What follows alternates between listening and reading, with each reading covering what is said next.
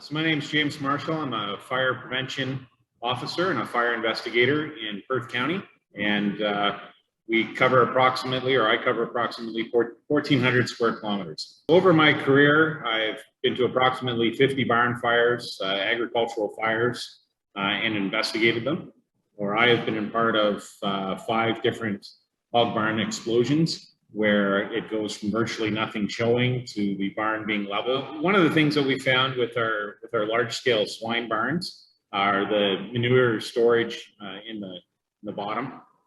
We have found a lot of situations where we've had methane gas, methane enriched foam, and with that, the off gassing that degrades the electrical within the barns and creates for a fairly caustic environment for the electrical elements.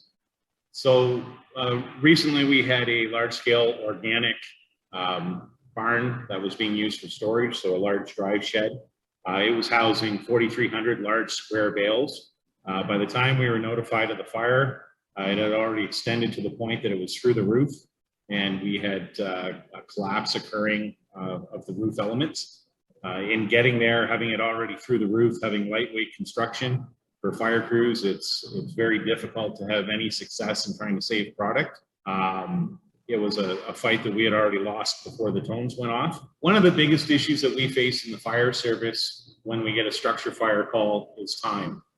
Time impacts how quickly we can get there, the distance from the fire hall to the scene, the distance from the scene to the closest water supply.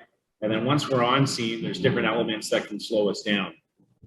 So it all takes time, and in having trees trimmed and having your driveways cleared and having access to all of the different elements or buildings on the property that we may need to fight a fire in, it makes it so that we can do our job more efficiently, that we can use our water more efficiently, and that we can put out the fire faster.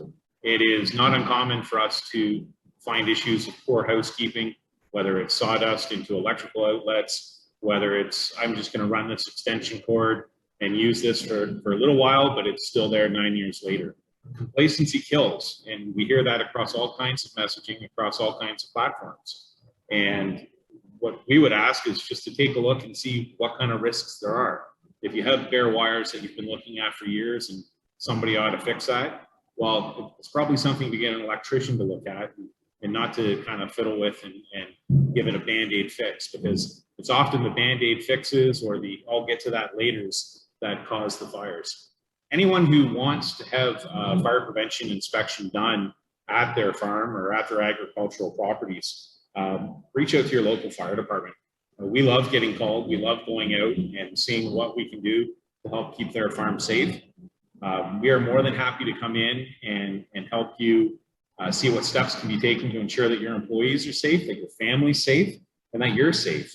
And if we can prevent issues from happening, then again, that's a better day for everybody. Fires happen every day, and one of the reoccurring themes that we find when we do fire investigations is the disbelief that it can actually happen to that family.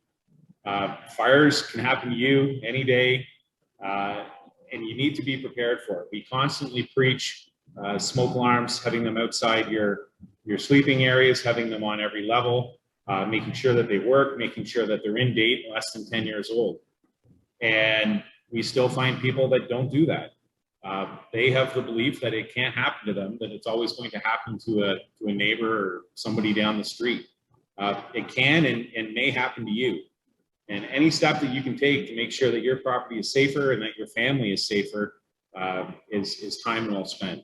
When we get asked what steps can we take to try to prevent fires, there are certainly some proactive steps that you can take. What we have suggested certainly is having an electrician or a professional come through and check your wiring.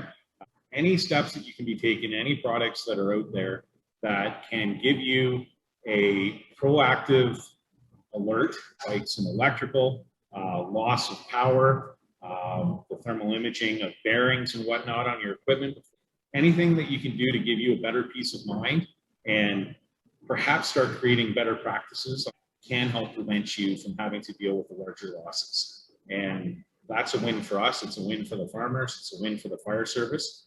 If you have any questions or any concerns, reach out to your local fire department and ask them what they recommend, what kind of processes they use, or what steps that you can take to make your farm fire safe.